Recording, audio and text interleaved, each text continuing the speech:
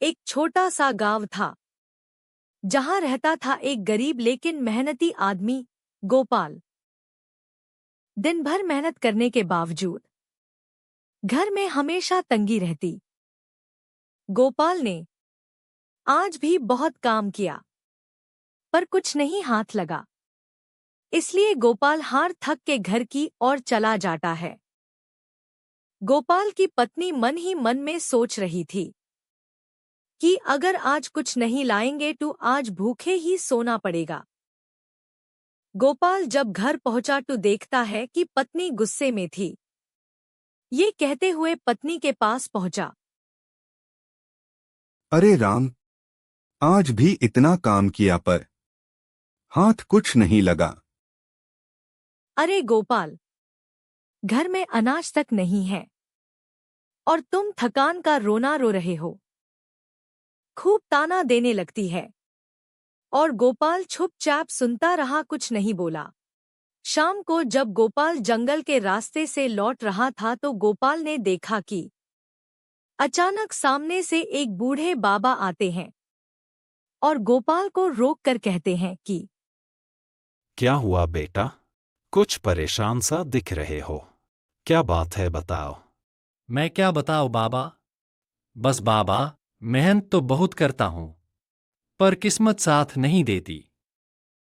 बाबा मुस्कराकर एक पुरानी झाड़ू देते हैं और गोपाल से कहते हैं, ये मामूली झाड़ू नहीं है लकी, ये जादुई झाड़ू है। इसका इस्तेमाल जरूरत आने पर करना, बस लालच मत करना, नहीं तो अंजाम बुरा होगा।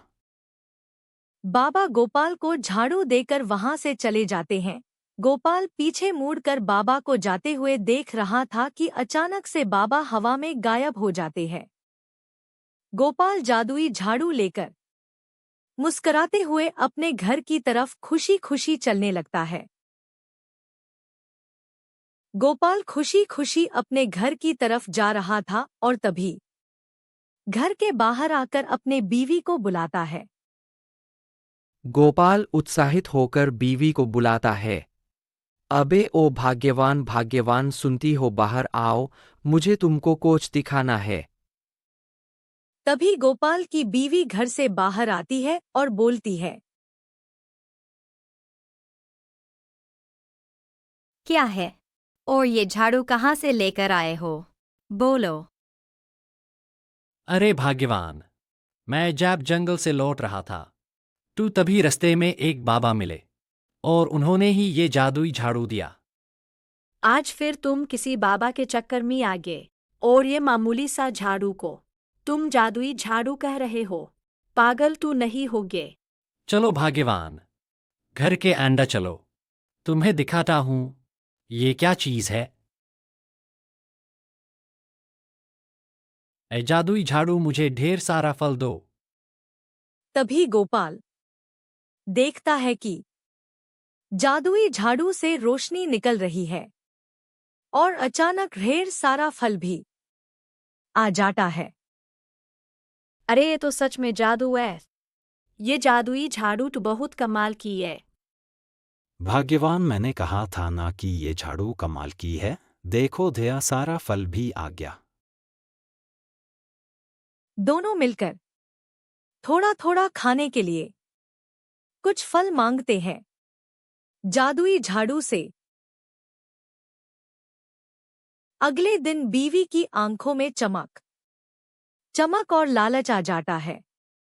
अगर हम जादुई झाड़ू से थोड़ी सोने की संदूक मांगे तो कैसा रहेगा? नहीं, बाबा ने मना किया था कि बार बार जादुई झाड़ू से कुछ नहीं मांगना, नहीं तो अंजाम बुरा होगा, और तुम लालच कर रही हो। तुम्हारी तो हिम्मत ही नहीं है कि तुम मांगो। तुम सिर्फ डरते हो मांगने से और मुझे कह रहे हो कि लालच मत करो।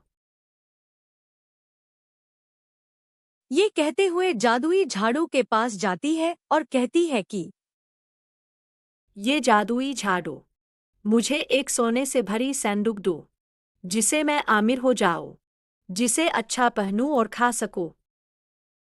तभी जादुई झाड़ू गोपाल की बीवी की हर एक मांग को पूरा किया और गोपाल की बीवी सोने से भरे सैंडुक को देखकर खुश हो गई।